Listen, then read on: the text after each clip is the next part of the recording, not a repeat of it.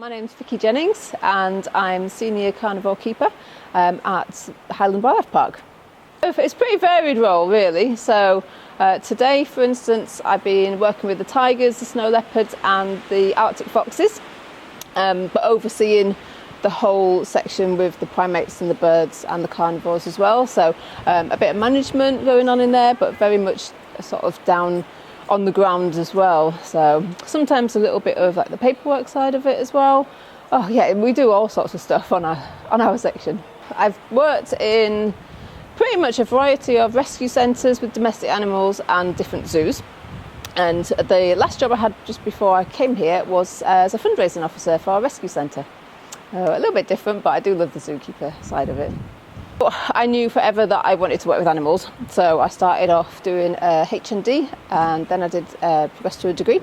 Then when I started here 13-14 years ago, I did the DIMSA, which is the diploma in the management of zoo and aquarium animals. A lot of people don't realise how much interacting with members of the public and again doing talks and different things like that.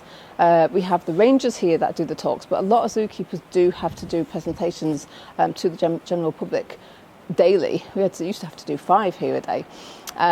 So yeah, just being able to interact in a positive way and trying to get the message across of the conservation projects we do and how important everything we do here is.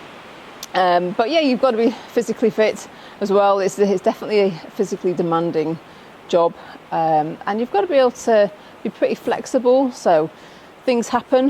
You know what animals are like, so they don't just do as you would hope all the time, and you've just got to be able to roll with it and think on your feet pretty quick as well.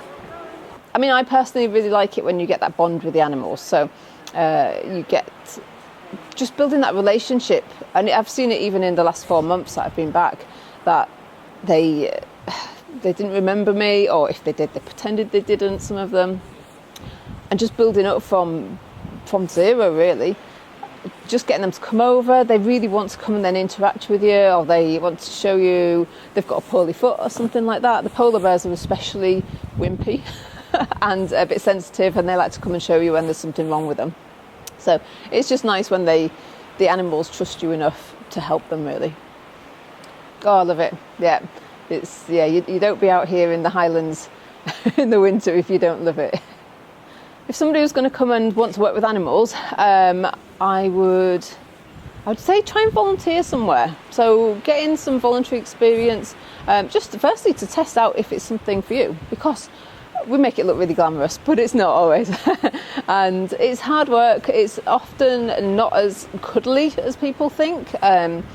A lot of people still see the fancy bits on TV shows, and it's pretty hard work, but it is very rewarding at the same time. So maybe somebody's not sure if they would like it and actually realises that they really enjoy it.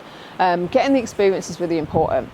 There's just a lot of people who want to work in zoos, especially as zookeepers, and everybody's got qualifications, so getting some sort of qualification, some sort of experience as well is really important, and it's sort of getting in there, learning as much, going to different conferences as well. It really does make you stand out more.